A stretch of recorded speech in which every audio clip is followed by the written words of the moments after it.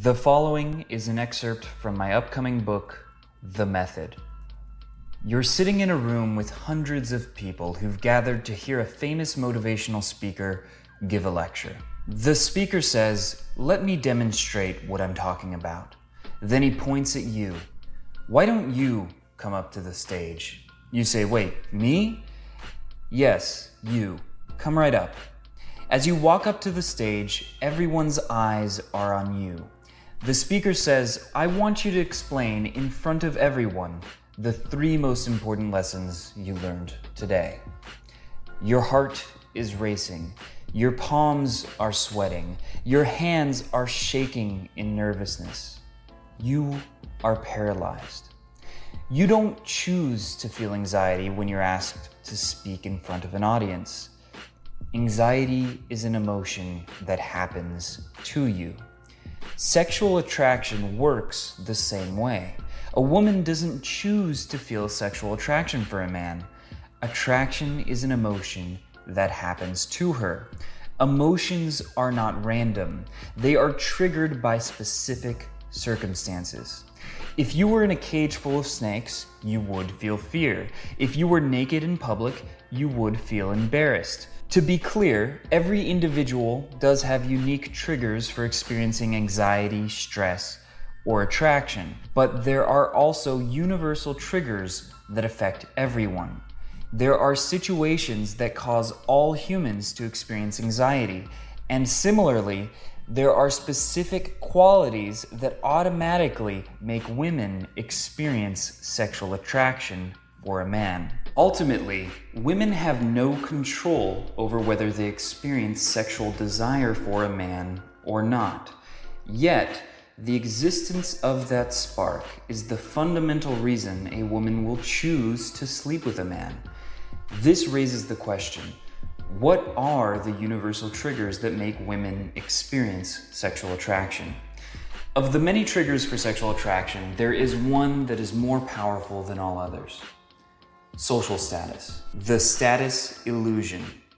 The female brain evolved over hundreds of thousands of years to find men of high status attractive.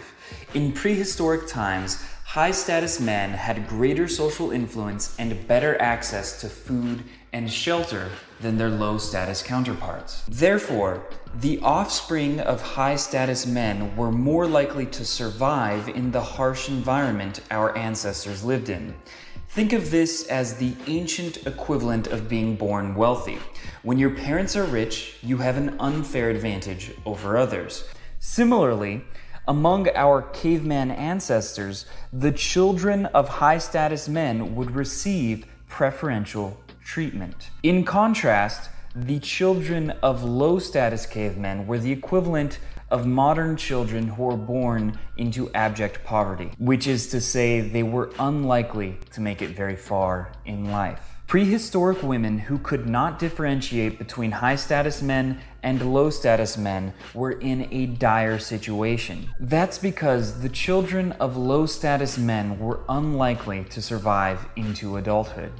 And even if the child did survive, they wouldn't be attractive to the opposite sex. It was unlikely their genes would be carried into the next generation. Thus, when a woman had a child with a beta male, she would have to invest years of her time and energy into raising a child that would be unlikely to continue her bloodline into future generations.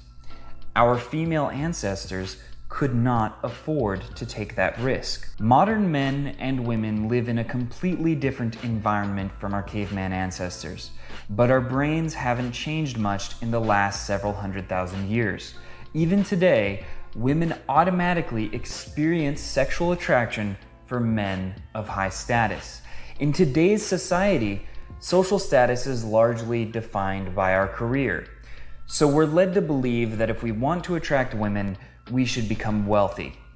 But in tribal times, females had to be able to discern which men had high status in a world that did not have Ferraris or giant mansions or Rolex watches.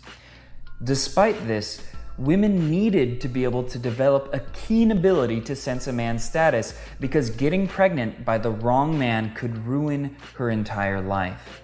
That's why the female brain evolved to pick up on a man's status by observing his behavior. If you approach a girl, but you can't hold eye contact, your body language is nervous, and you speak with a submissive vocal tonality, she's going to feel that you have low status. However, if you meet that same girl but you hold intense eye contact, your body language exudes dominance, and you speak with an assertive tonality, she's going to feel that you have high status. Status isn't something women pick up on intellectually. It's something they pick up on emotionally. And that's a good thing because it means you can use status to attract women regardless of your income or your physical appearance. There are 3 key traits that will make women feel you have high status.